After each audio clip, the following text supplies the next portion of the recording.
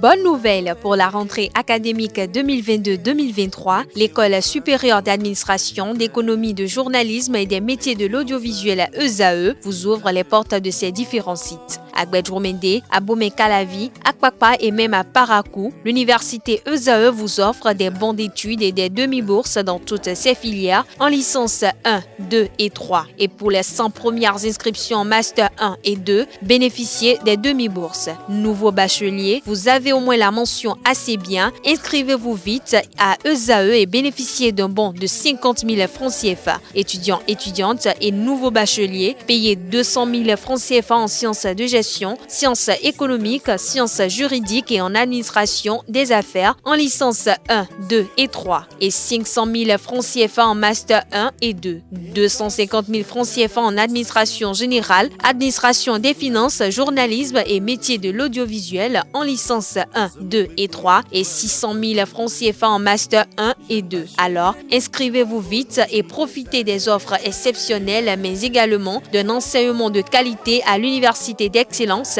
ESAE. Infoline 90 93 65 21 ou le 98 98 14 00. ESAE, l'excellence à un nom. Amis sportifs, bonjour. La finale du championnat national amateur de handball a pris fin hier mercredi 27 décembre 2022. Après 5 jours de compétition, c'est la formation des Buffles de Parakou qui a soulevé le trophée de champion après avoir dominé Flyers 36 buts à 30. Finale exceptionnelle pour les jeunes des Buffles de Parakou qui n'oublieront pas de sitôt cette belle prestation. Autre discipline, Roch Armel Keunom est sur la voie d'obtenir un 3e mandat à la présidence de la Fédération béninoise de karaté. Sauf cataclysme, l'homme va aborder un nouveau mandat au terme de l'Assemblée générale élective qui se déroule ce jeudi 29 décembre 2022 à Cotonou. En effet, dans le cadre de cette réunion statutaire de la Fédération béninoise de karaté, une idée claire des candidats aux différents postes de l'instance de gestion du karaté béninois a été rendue publique. C'est de cette liste que, au poste de président, Roch Armel Keunom se positionne comme seul candidat au nombre des 29 postulants pour 11 postes.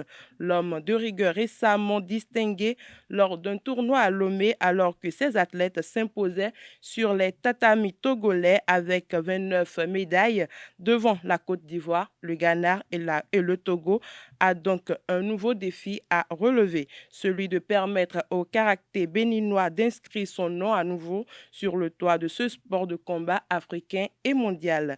Autre information, à un peu plus de 2 semaines du coup d'envoi de la 7e édition du championnat national des nations Total Énergie, la CAF a rendu publique la liste des arbitres retenus pour le tournoi.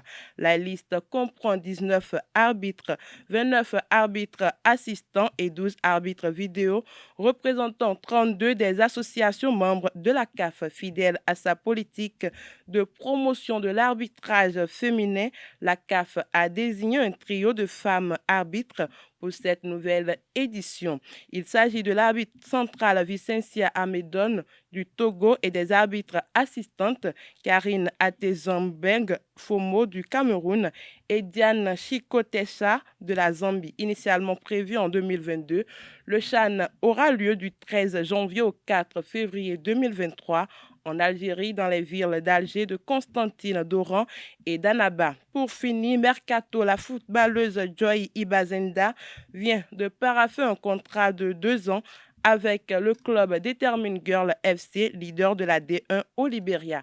La désormais attaquante de Nadia FC est descendue à l'aéroport international Robert dans l'après-midi du mercredi 27 décembre 2022. Bonne saison à elle pour cette nouvelle aventure. C'est tout pour la page des sports de ce matin.